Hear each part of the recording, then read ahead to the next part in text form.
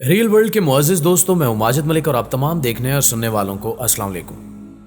नाज़रीन ग्रामी, लीबिया से ताल्लुक़ रखने वाले मुअम्मर कज़ाफ़ी ऐसे शख्स थे जो तवील तरीन अरसे तक बरसे इक़्तिदार रहे और मुल्क लीबिया में होने वाले हर स्याह सफ़ेद के जिम्मेदार थे। चूंकि कर्नल कज़ाफ़ी आलमी शोहरत याफ्ता थे, इसलिए इनको सिक्योरिटी के भी बहुत खदशात लाक होते थे। यही वजह है कि वो हर वक्त अपने साथ 40 से 50 गार्ड्स रखते थे। लेकिन हैरान कुन तौर पर ये गार्ड्स मर्द नहीं बल्कि औरतें थीं। आज की वीडियो में हम जानेंगे कि मुअम्मर कज़ाफ़ी अपने साथ ख़वातीन गार्ड्स ही क्यों रखते थे और जब इन लड़कियों को सिक्योरिटी के लिए चुना जाता था तो इन्हें कौन से मुश्किल मराहिल से गुजरना पड़ता था और फिर इनके साथ क्या सलूक किया जाता था। प्यारे साथियों, ये ऐसी लड़कियां थीं जिन्होंने अपनी जिंदगी कर्नल कज़ाफ़ी के लिए वक्फ कर रखी थी और दिन रात इनकी निगहबानी पर मामूर रहती थी। इन हसीनाओं का इंतखाब खुद मुअम्मर कज़ाफ़ी करते थे और इंतखाब की शर्त एक ही होती थी कि वो अपनी ज़ाती ज़िंदगी और दुनिया को भूलकर मरते दम तक अपने मालिक के जान की हिफाजत की कसम खाएं। इसकी मिसाल 1998 का एक हमला है जिसमें बंदूक से गोली निकली जो मुअम्मर कज़ाफ़ी के नाम की थी, लेकिन एक बॉडीगार्ड जयाली ने कज़ाफ़ी के आगे आकर अपनी कसम की लाज रखते हुए अपनी कुर्बानी देकर उन्हें बचा लिया। कर्नल कज़ाफ़ी भी अपनी पर्सनल बॉडीगार्ड्स का बहुत ख्याल रखते थे, यहां तक कि अच्छा लिबास, मेकअप, ज्वेलरी और ऊंची हील वाले जूतों का इस्तेमाल इन बॉडीगार्ड्स की ड्यूटी का हिस्सा था ताकि वो दिलकश और खूबसूरत दिखाई दें। जबकि एक अमरीकी अखबार के मुताबिक मुअम्मर कज़ाफ़ी के हिफाजती दस्ते में शमूलियत के लिए खवातीन का कंवारा होना भी जरूरी था। मुअम्मर कज़ाफ़ी का बजाते खुद कहना था कि इनकी हिफाजत पर मामूर खवातीन को सख्त फौजी ट्रेनिंग दी जाती थी ताकि वो आसानी से दुश्मन का शिकार न बने। कहा जाता है कि कज़ाफ़ी अपने स्टाफ में सबसे ज्यादा इन्हिसार यूक्रेन की 4 नर्सों पर करते थे, जिनमें सबसे मशहूर 38 साला गेलेन कोलोनिट्सा थी जो खाना जंगी के आगाज में ही लीबिया छोड़ गई थी। इन लड़कियों को अपनी सिक्योरिटी पर मामूर करने पर मुअम्मर कज़ाफ़ी शदीद तनकीद का निशाना भी बनते रहे और इन पर यह इल्जामात भी लगते रहे कि वह इन लड़कियों को ज्यादती का निशाना बनाते हैं।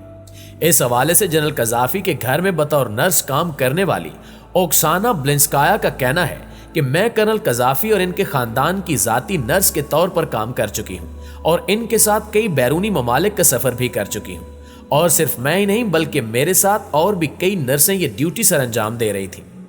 हम बाकायदगी से कर्नल कज़ाफ़ी का ब्लड प्रेशर चेक करती थी और इनके खून के नमूने लेकर टेस्ट करवाती थी और हम ही इन्हें इदवायात और विटामिन्स भी देती थी।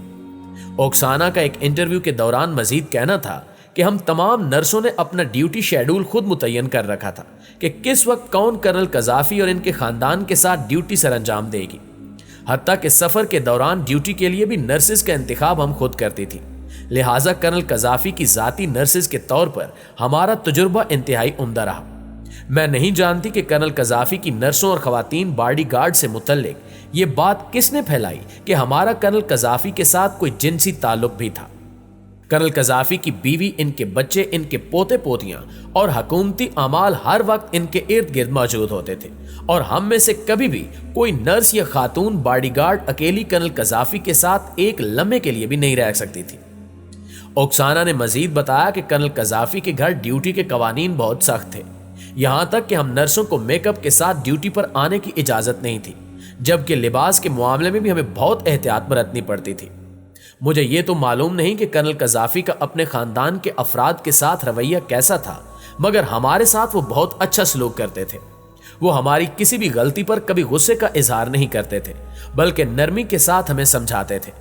यही वजह है कि हम नर्सें और खवातीन बॉडीगार्ड्स जब आपस में कज़ाफ़ी की बात करती तो हम उन्हें डैडी कहकर मुखातिब किया करती थी, क्योंकि हमारे इस बाप ने हमें नौकरी दी, पैसा दिया और अच्छी जिंदगी दी थी।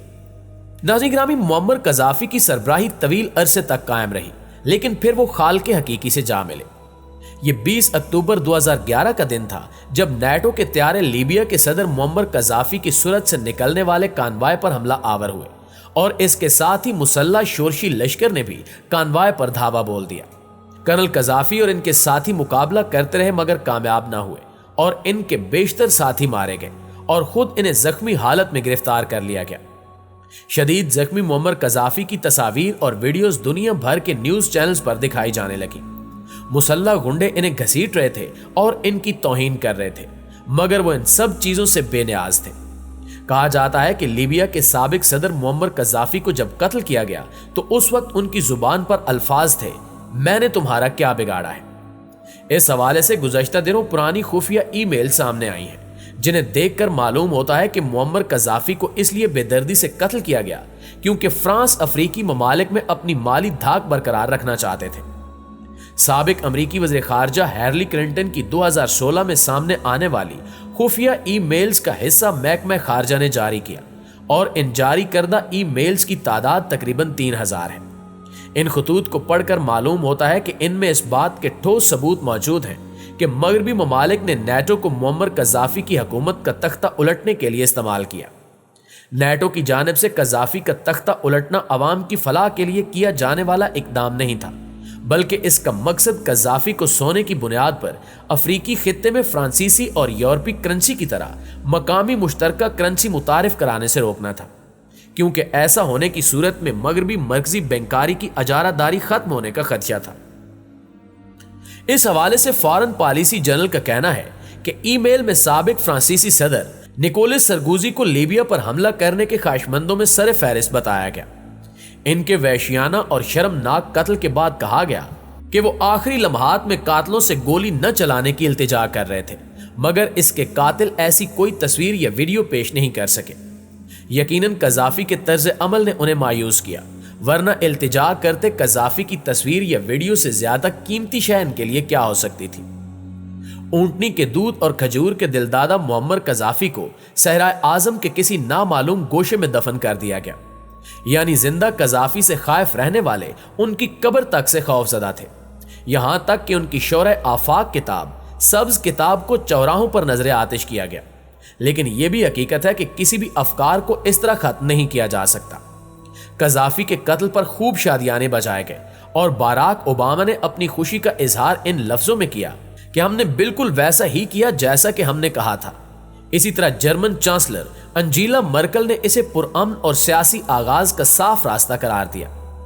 پاکستان میں اس وقت پیپلز پارٹی کی حکومت تھی جس کے بانی ذوالفقار علی بھٹو سے معمر قذافی کی مثالی دوستی اور تعلق تھا، مگر اس وقت اس قیادت کے لب پر بھی تالے تھے کیونکہ خدشہ تھا کہ کہیں امریکہ بہادر اور عرب دوست ناراض نہ ہو جائیں۔ قذافی کو شہید ہوئے 11 سال کا عرصہ گزر چکا ہے۔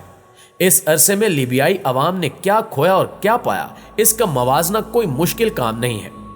قذافی کے لیبیا میں گھر ہر شہری کا بنیادی حق تھا اور بجلی، تعلیم اور علاج کی سہولیات مفت تھی۔